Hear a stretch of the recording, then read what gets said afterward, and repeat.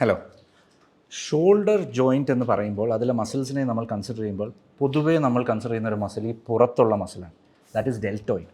പക്ഷേ ഷോൾഡറിന് ഏറ്റവും ഇമ്പോർട്ടൻ്റ് ആയിട്ടുള്ള 4 മസിൽസ് ഉണ്ട്. Rotator cuff muscles, supraspinatus, infraspinatus, teres minor, subscapularis. ഈ മസിൽസ് ജോയിൻറ്റിനോട് ചേർന്ന് ഷോൾഡറിൻ്റെ നമുക്ക് പൊതുവേ കാണാൻ പറ്റാത്ത രീതിയിലുള്ള ഒരു പൊസിഷനിലാണ് ഇരിക്കുന്നത്. അതുകൊണ്ട് തന്നെ അതിന് വലിയ ഇമ്പോർട്ടൻസ് വർക്കൗട്ട് ചെയ്യുന്ന ആൾക്കാരോ ജിമ്മിൽ പോകുന്ന ആൾക്കാരോ അല്ലെങ്കിൽ പൊതുജനങ്ങളോ പോലും ഇമ്പോർട്ടൻസ് കൊടുക്കാറില്ല. പക്ഷേ നമുക്ക് തല കെട്ടാനോ അല്ലെങ്കിൽ കൈ ഇങ്ങനെ റൊട്ടേറ്റ് ചെയ്യാനോ അല്ലെങ്കിൽ പിടിച്ചെടുക്കാനോ ഇതിനെല്ലാം വർക്ക് ചെയ്യുന്ന മസിൽസ് ഈ റൊട്ടേറ്റർ കഫ് മസിൽസാണ്.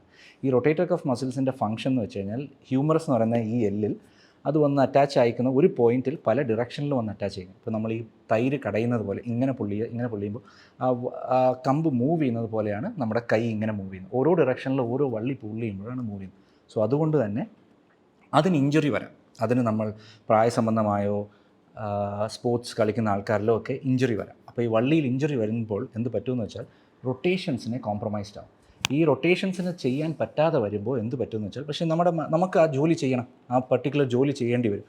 അത് കീറിയിരിക്കുകയോ അല്ലെങ്കിൽ അത് വീക്കായിരിക്കുമ്പോൾ എന്ത് പറ്റുമെന്ന് വെച്ചാൽ ചുറ്റുമുള്ള ബാക്കിയുള്ള മസിൽ, കഴുത്തിൻ്റെ മസിലുകൾ, ബാക്കിൻ്റെ മസിലുകൾ, ഈ ആക്സിലയുടെ മസിലുകൾ, ഇവരെല്ലാവരും സഹായിക്കാൻ ശ്രമിക്കും. പിന്നെ റിക്രൂട്ട്മെൻറ്റ് എന്നാണ് പറയുന്നത്.